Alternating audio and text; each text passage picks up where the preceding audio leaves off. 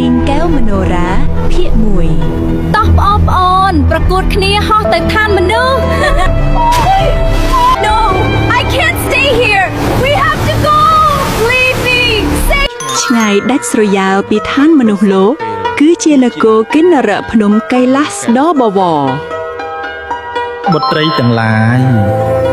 ថ្ងៃនេះមេឃស្រឡះល្អណាស់តើពួកកូនចង់ទៅលេងស្រះអនុតាតឬទេព្រះបិតាបុត្រីពិតជាចង់ទៅលេងទឹកណាស់ព្រោះខានទៅយូរហើយតោះបងប្អូនប្រកួតគ្នាហោះទៅឋានមនុស្ស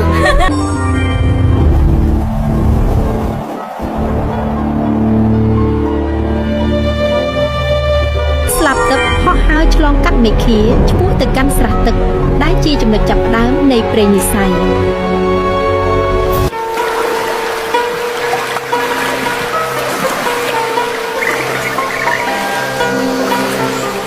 ទឹកត្រជាក់ស្រួលណាស់បង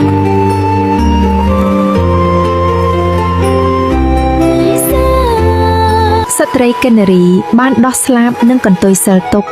ដោយមិនដឹងថាគ្រោះថ្នាក់កំពុងតែលាក់ខ្លួនឡើយអូព្រះអើយស្រីសុខបើអញចាប់បានមួយទៅថ្វាយស្ដេចអញច្បាស់ជាខ្លាចជាសទ្ធីមិនខានខ្ញុំដឹងចិត្តហើយទោះបីត្រូវចុះនរកក៏ត្រូវចាប់នាងឲ្យបានតាមរទៀងមិនហក់សំទាអន្តរការឆ្លោះទៅកាន់គ្នាគៀននគរមាត់សមុទ្រទីដាំងសក្ការៈនៃស្ដេចនាគរាជកូនមនុស្សហ៊ានបំពានអាណាចក្រយើងផងស្ដេចនាគសូមប្រោះសត្វលោកខ្ញុំត្រូវការខ្សែបាសនាគរាជដើម្បីចាប់ស្រីសួកខ្សែបាសនេះមានសិលខ្លាំងណាស់តើឯងសន្យានឹងយករង្វាន់មកសងយើងវិញឬទេខ្ញុំសន្យា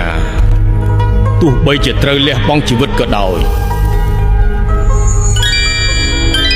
អស់ចានណាស់ខ្ញុំបានវាហើយ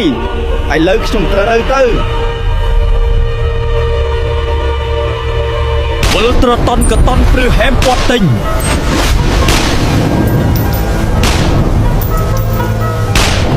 ត្រៀមខ្លួនទៅកែវមโนរាឯងនឹងខ្លាចជាម្ចាស់ស្ត្រីរបស់ខ្ញុំនាងពៅនេះស្អាតជាងគេត្រូវតែចាប់នាងឲ្យបាន